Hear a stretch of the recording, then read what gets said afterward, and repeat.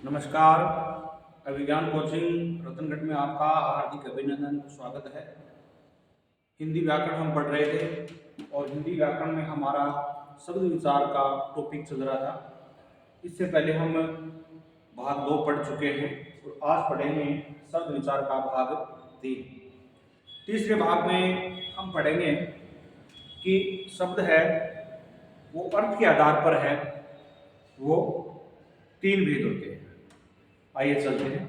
इससे पहले हमने 2 भेद पढ़ लिए थे, उत्पत्ति या रचना के आधार पर, और पहला भाग था उत्पत्ति या स्रोत के आधार पर। इस प्रकार हमने 2 भाग पढ़ लिए। आज पढ़ेंगे तीसरा भाग, और तीसरा भाग है अर्थ के आधार पर। अर्थ के आधार पर, अर्थ के आधार पर, अर्थ के आधार पर है वो शब्द 3 प्रकार के होते हैं। 3 कौन कौन से? वाचक शब्द,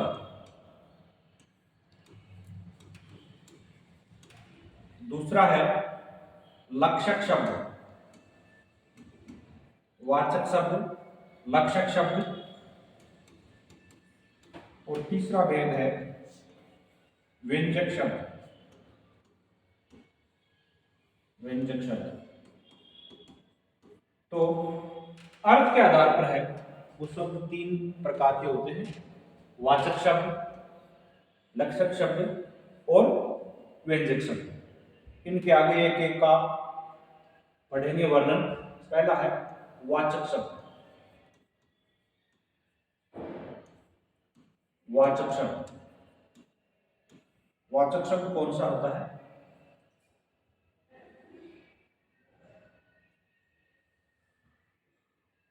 वाचक शब्द,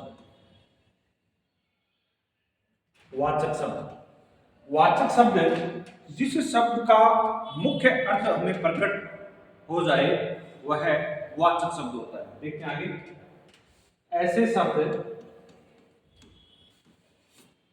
ऐसे शब्द, ऐसे शब्द जिनका वाक्य में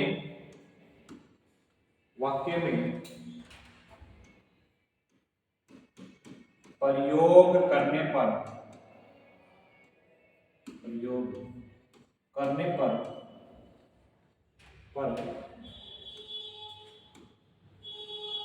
मुख्य अर्थ, मुख्य अर्थ को ही प्रकट करते हैं, प्रकट करते हैं, वह वाचक शब्द कहलाता है। वाचक शब्द कहलाता है। क्या कहलाता है? वाचक शब्द कहलाता है। यानी वाक्य में प्रयोग करने पर जिस शब्द का मुख्य अर्थ ही प्रकट होता है वह वाचक शब्द कहलाता है। जैसे जैसे गाय घास खाती है, गाय घास खाती है। मैं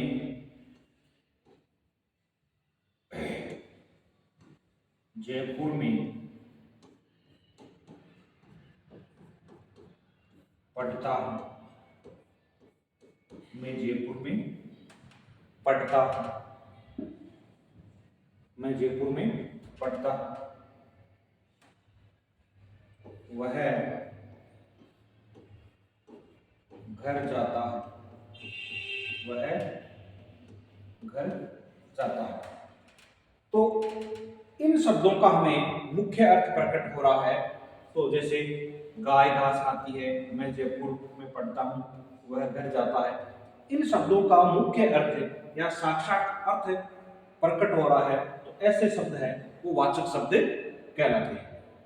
दूसरा है लक्षक शब्द, लक्षक शब्द,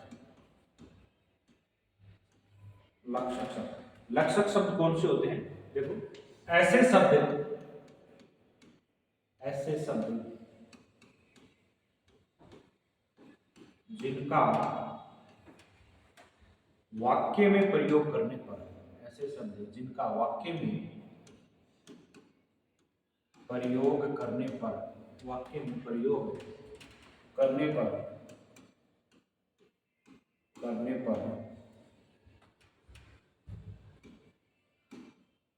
मुख्य अर्थ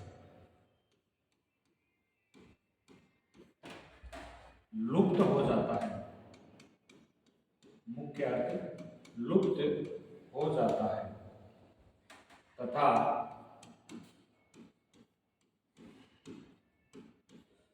लक्षण के आधार पर, लक्षण के आधार पर अन्य अर्थ ग्रहण किया जाता है, अन्य अर्थ ग्रहण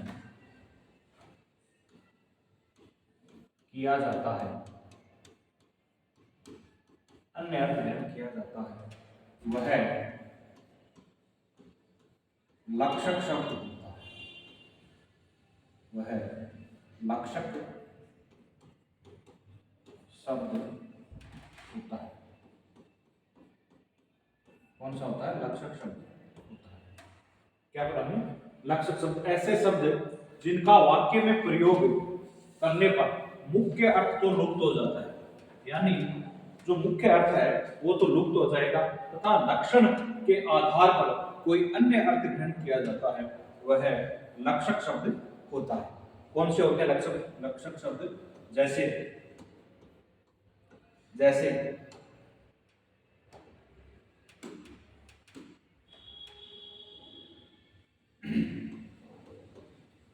राधा तो गाय है, राधा तो गाय है, मोहन गधा है, मोहन गधा है, राजस्थान वीर है, राजस्थान वीर है। तो राधा तो गाय है, यहां वाक्य में जब इस शब्द का प्रयोग किया तो गाय तो शब्द समझ में आ रहा है, लेकिन राधा तो गाय है, गाय थोड़ी राधा, यानी इसके गाय के लक्षणों के आधार पर इसका अर्थ ग्रहण किया जाएगा कि राधा है वो सीधी सादी लड़की है,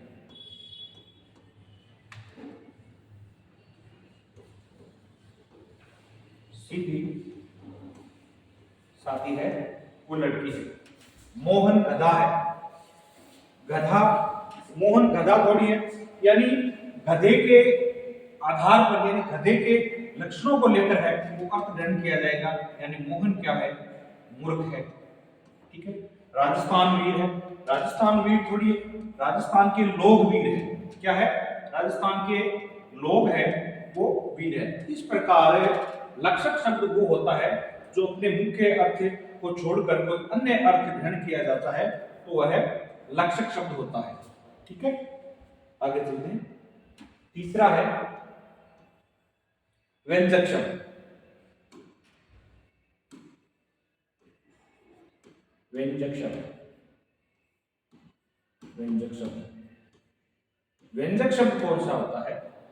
व्यंजक शब्द जब अलग अलग प्रश्न के अनुसार अलग अलग अर्थ ग्रहण किया जाता है वह व्यंजक शब्द होता है। आइए देखते हैं। वाक्य में प्रयुक्त, वाक्य में प्रयुक्त ऐसे शब्द, वाक्य में प्रयुक्त ऐसे शब्द जो अलग अलग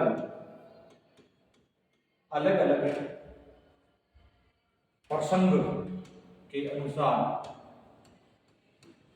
अलग अलग प्रश्न के अनुसार अलग अलग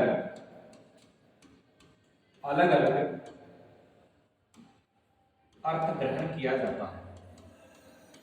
अलग अलग अर्थ ग्रहण किया जाता है तो वह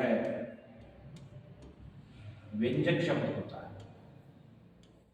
वह व्यंजक शब्द होता है। कौन सा शब्द होता है? व्यंजक शब्द होता है। यानी कोई शब्द का हम वाक्य में प्रयोग कर देंगे और वाक्य में प्रयोग करने पर उस शब्द का अलग अलग पर्सन यानी अलग अलग जो लोग हैं वो अपने हिसाब से अलग अलग अर्थ ग्रहण करेंगे, तो वह व्यंजक शब्द होता है। किसी ने कहा कि अरे संध्या हो गई। क्या कहा? जैसे किसी ने कहा अरे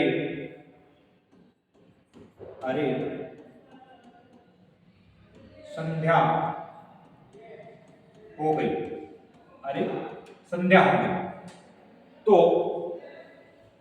अलग अलग लोग हैं, अलग अलग अर्थ ग्रहण करेंगे। जैसे संध्या हो गई तो संध्या शब्द से ग्रहण करेंगे कि एक गृहिणी है, वो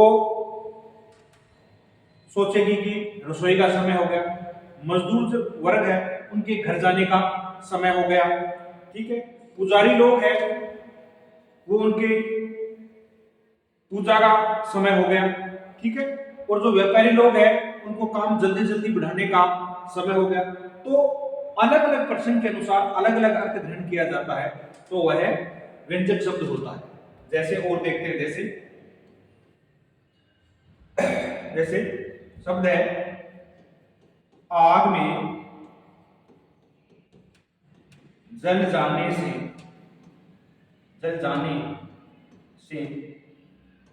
क्या होता है? आग में जल जाने से क्या होता है? तो यहाँ पे जो जल शब्द है वो व्यंजक शब्द है। आग में जल जाने से क्या होता है? जल के दो अर्थ लिए जाते हैं। एक तो जल का अर्थ होता है जलना, और दूसरा जल का अर्थ है पानी या नीर। यानी आग में जल जाएगा तो क्या हो जाएगा? जल जाएगा, यह अर्थ ग्रहण किया जाता है। या आग में जल जाएगा तो क्या हो जाएगा? पानी जाएगा तो क्या होगा? आग बुझ जाएगी। इस तरह से अलग अलग पर्सन के अनुसार अलग अलग ग्रहण करते हैं, तो वह व्यंजक शब्द होता है। एक उदाहरण और देखिए, दूसरा है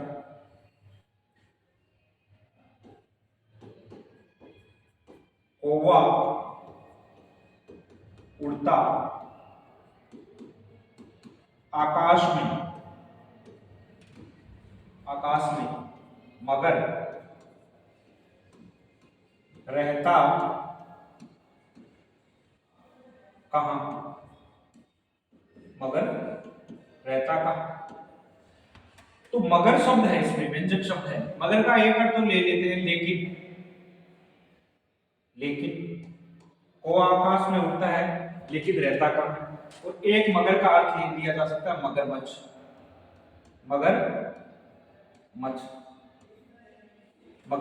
इस तरह से अलग अलग पर्सन के अनुसार अलग अलग अर्थ ग्रहण किया जाता है, तो वहां व्यंजक शब्द होता है। तो इस प्रकार अर्थ के आधार पर है वो शब्द तीन प्रकार के होते हैं। कौन कौन से? वाचक शब्द, लक्षक शब्द और व्यंजक शब्द। वाचक शब्द कौन से होते हैं? ऐसे शब्द जिनका अर्थ है मुख्य अर्थ प्रकट हो जाता है, वो वाचक शब्द होता है। लक्षक शब्द है यानी मुख्य अर्थ तो लुप्त हो जाता है, उसकी जगह अर्थ के आधार पर कोई अर्थ ग्रहण किया जाता है, तो वह लक्षक शब्द होता है। और व्यंजक शब्द कौन से होते हैं? यानी अलग अलग पर्सन के अनुसार अलग अलग अर्थ ग्रहण किया जाता है, वह व्यंजक शब्द होता है। इसी अर्थ के आधार पर जो वाचक, लक्षक, व्यंजक शब्द है, इन्हीं से है वो हम शब्द शक्ति पढ़ते हैं कि वाचक से अभिधा शब्द शक्ति, लक्षक से लक्षणा शब्द शक्ति और व्यंजक से व्यंजना शब्द शक्ति। तो आगे चलते हैं। चौथा है रूप परिवर्तन के आधार पर। रूप परिवर्तन के आधार पर, रूप परिवर्तन के आधार पर आधार पर। रूप परिवर्तन के आधार पर है वो शब्द चार प्रकार के, रूप परिवर्तन के आधार पर है वो शब्द दो प्रकार के होते हैं, शब्द दो प्रकार के होते हैं। कितने प्रकार के? दो प्रकार के होते हैं। दो कौन कौन से रूप परिवर्तन के आधार पर शब्द है? वो दो प्रकार के होते हैं। एक है विकारी शब्द, विकारी शब्द, और दूसरा है अविकारी शब्द। विकारी शब्द और अविकारी शब्द। रूप परिवर्तन के आधार पर दो भेद होते हैं, विकारी शब्द और अविकारी शब्द। अब विकारी शब्द कौन से होते हैं और अविकारी शब्द कौन से होते हैं? विकारी शब्द वो होते हैं कि जिन शब्दों का हम वाक्य में प्रयोग करेंगे, वाक्य में प्रयोग करने पर लिंग वचन पुरुष के आधार पर कोई परिवर्तन हो जाता है तो वह विकारी शब्द होता है। एक बार और समझिए कि वाक्य में प्रयोग करने पर जिन शब्दों का लिंग वचन पुरुष के आधार पर कोई परिवर्तन हो जाता है तो वह विकारी शब्द होते हैं। और विकारी शब्द है वो चार प्रकार के होते हैं। विकारी शब्द कितने होते हैं? चार होते हैं, संज्ञा, सर्वनाम, विशेषण और क्रिया। अविकारी शब्द कौन से होते हैं? ऐसे शब्द जिनका हम वाक्य में प्रयोग करेंगे और लिंग वचन पुरुष के आधार पर कोई परिवर्तन नहीं होता है तो उसे अविकारी शब्द कहते हैं। अविकारी शब्दों को है वो अव्यय शब्द भी कहा जाता है। क्या कहा जाता है? अव्यय शब्द भी कहा जाता है। अव्यय शब्द भी चार प्रकार के होते हैं, क्रिया विशेषण अविकारी शब्द, समुच्चय बोधक अविकारी शब्द, संबंध बोधक और विस्मयादि बोधक। ये भी चार प्रकार के होते हैं। कितने प्रकार के? चार प्रकार के होते हैं। आइए इनका एक एक बार वर्णन पढ़ते हैं और उसके बाद में हम विकारी शब्द है वो शुरू से पढ़ते हैं। तो पहला है विकारी शब्द। विकारी शब्द, विकारी शब्द। विकारी शब्द कौन सा होता है?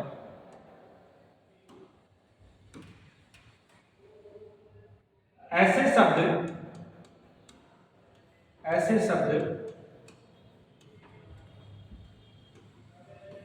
जिनका, ऐसे शब्द जिनको वाक्य में प्रयोग करने पर, जिनको वाक्य में प्रयोग करने पर, वाक्य में प्रयोग करने पर लिंग वचन पुरुष के आधार पर, लिंग वचन पुरुष के आधार पर कोई परिवर्तन हो जाता है, कोई परिवर्तन हो जाता है, वह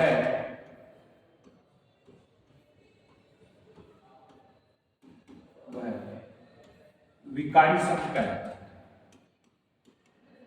विकारी शब्द कहलाता है।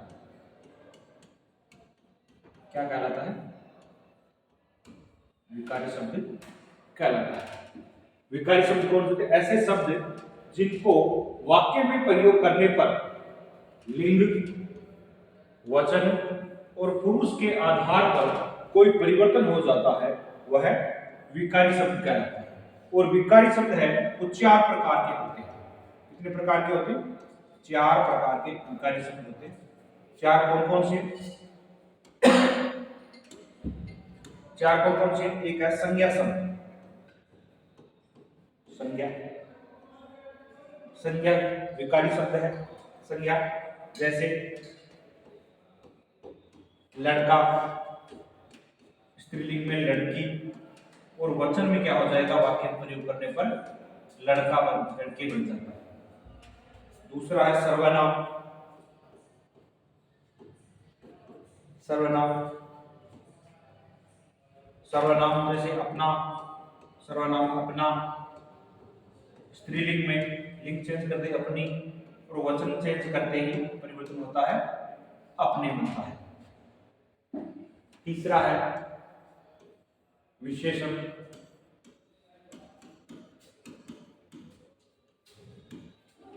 विशेषण, विशेषण में कौन सा आएगा? जैसे लंबा, स्त्रीलिंग लिंग चेंज करते लंबी और लंबे, क्या आएगा? लंबे। क्रिया में, क्रिया में, क्रिया में कौन सा है? लिखेगा, लिखेगी, लिखेगी और लिखेंगे, लिखेंगे। तो विकारी शब्द वो होते हैं वाक्य में प्रयोग करने पर लिंग वचन पुरुष में कोई परिवर्तन हो जाता है तो वह विकारी शब्द होता है। और विकारी 4 प्रकार के होते हैं: संज्ञा शब्द, सर्वनाम, विशेषण और क्रिया। इस तरह से है विकारी शब्द है वो 4 प्रकार के होते हैं। दूसरा है अविकारी शब्द। अविकारी शब्द, अविकारी या अविकारी को अव्यय शब्द भी कहते हैं। क्या कहते हैं? अव्यय शब्द भी कहते हैं। अविकारी को अव्यय शब्द भी कहते हैं। अव्यय शब्द, अव्यय यानी अ यानी नहीं, वे का अर्थ होता है खर्च होना।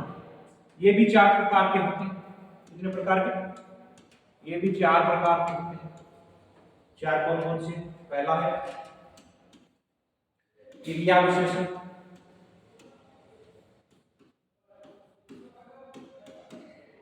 क्रिया विशेषण, क्रिया विशेषण जैसे घोड़ा तेज दौड़ता है, घोड़ा तेज दौड़ता है, घोड़ा तेज दौड़ता है। अब तेज जो शब्द है वो अव्यय शब्द है, यानी हमें वाक्य का लिंग वचन पुरुष बदल देंगे तो इस शब्द में कोई परिवर्तन नहीं होगा। यहाँ पे घोड़ी तेज दौड़ती है, घोड़े तेज दौड़ते हैं, तो तेज शब्द में कोई परिवर्तन नहीं होगा, ये तेज ही रहेगा। ठीक है। दूसरा है समुच्चय बोधक। समुच्चय बोधक, समुच्चय बोधक जैसे राम एवं श्याम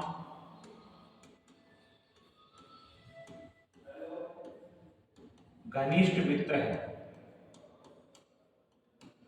राम एवं श्याम घनिष्ठ मित्र है, तो राम एवं श्याम एवं शब्द है, इसमें कोई परिवर्तन नहीं होगा, यानी ये 2 शब्दों को जोड़ने का कार्य कर रहे हैं। यहाँ पे चाहे राम एवं श्याम लिखो, चाहे सीता और गीता लिखो, रमेश और मोहन लिखो, यानी वचन चेंज करेंगे, लिंग चेंज करेंगे वाक्य का, तो भी इन शब्दों में कोई परिवर्तन नहीं होगा, अविकारी शब्द। और देखो तीसरा है संबंध बोधक। संबंध बोधक, संबंध बोधक जल के बिना जीवन संभव नहीं है। जल के बिना जीवन संभव नहीं है, तो यहाँ बिना शब्द है वो अव्यय शब्द है, यानी जल के बिना, उसके बिना, तो बिना शब्द है वो बिना ही रहेगा, इसमें कोई परिवर्तन नहीं होगा। चौथा है विस्मयादि बोधक। विस्मयादि बोधक, बोधक क्या है? विस्मयादि बोधक आहा,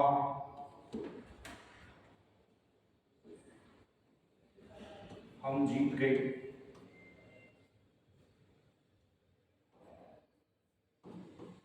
हम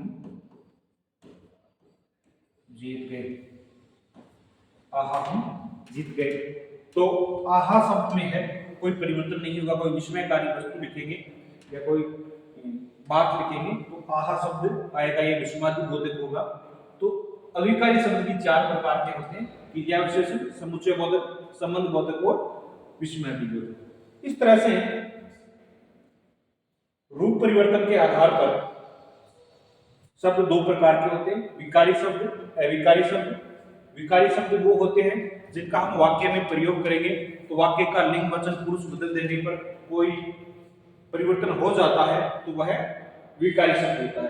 अविकारी शब्द वो होता है कि वाक्य में प्रयोग करने पर लिंग वचन पुरुष के आधार पर कोई परिवर्तन नहीं होता है, वह अविकारी शब्द होता है। और अविकारी शब्द भी 4 प्रकार के होते हैं, क्रिया विशेषण, समुच्चय बोधक, संबंध बोधक और विस्मयादि बोधक। इसके बाद में हम विकारी शब्द पढ़ेंगे, संज्ञा शब्द वो पढ़ेंगे हम अगली क्लास में, वो आएंगे कल।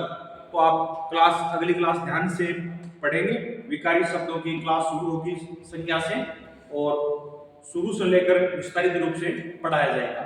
तो आपको कमेंट करके बताना है कि हमारी जो कक्षाएं हैं वो आपको कैसी लग रही है और अपने दोस्तों को ज्यादा से ज्यादा शेयर करें। आने वाले समय में या आने वाले साल को है वो राजस्थान सरकार द्वारा बहुत सारी वैकेंसियां निकाली जाएगी, तो आप अभी से तैयारी शुरू कर दें। इसी शुभकामनाओं के साथ धन्यवाद।